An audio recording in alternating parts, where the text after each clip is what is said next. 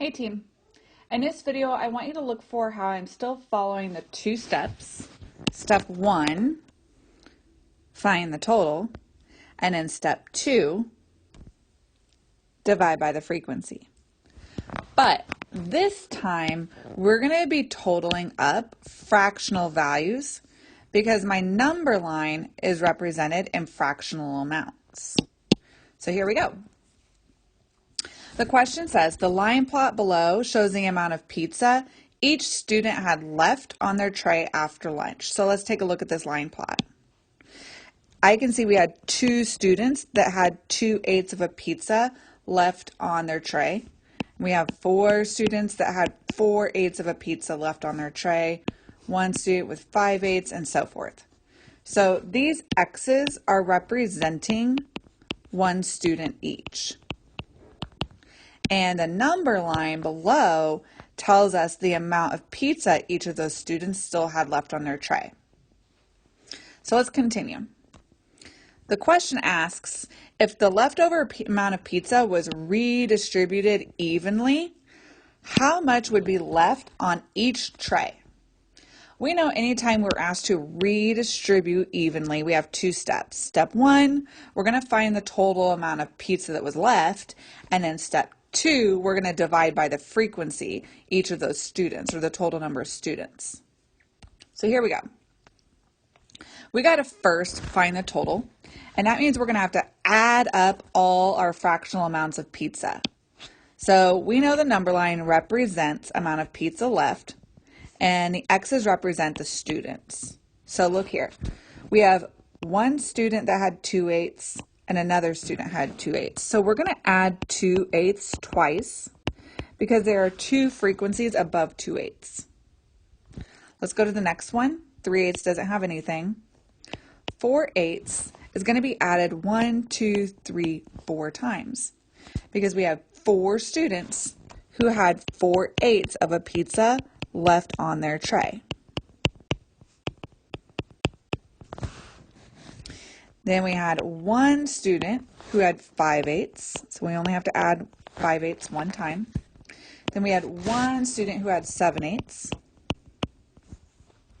And then we had 1 student who had 1 whole pizza. Since all of these are in fraction form, I'm going to go ahead and write 1 whole as 8/8 just to be consistent with the rest of the numbers. Now, I need to total all these values up. I need to add all those fractional amounts up.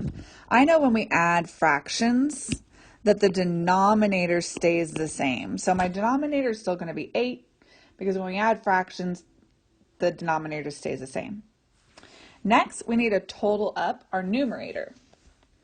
2 plus 2 is 4, plus 4 more is 8, plus 4 more is 12, 16, 20, plus 5 more is 25, plus 7 is 32, plus 8 more is 40. So we have 48. So our total is 48.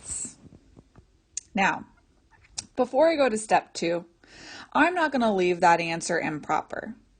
We don't leave our answers improper. We know that we're going to go ahead and take that and we're going to go ahead and flip it to a mixed number. Not flip it, but convert it to a mixed number.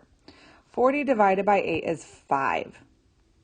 So what this really means is we have 5 pieces of pizza all together. We have 5 total pieces of pizza. Now, that's just our total. We're not done yet, so we're not going to circle B because that just tells me the total pieces of pizza. We have not redistributed it evenly yet. So we now need to take that 5 total pieces of pizza and divide it by the frequency or the number of students. So let's look back at our line plot.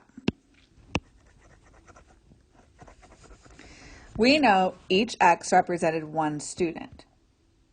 So let's go ahead and count all those X's and see how many students there are. 1, 2, I'm going to circle them. 1, 2, 3, 4, 5, 6, 7, 8, 9. we have a total of 9 students. So we're taking 5 total pieces of pizza and dividing it evenly among 9 students. I know 5 divided by 9 is equivalent to 5/9. Remember, fractions equivalent to division. 5 divided by 9 is 5/9. I can see that answer choice right here at C. Notice how when we added the fractional amounts, the denominator stayed the same. And when we got our total, we went ahead and converted our improper fraction to a whole number. So we knew exactly how many total pieces of pizza we had that were going to be divided by 9 students.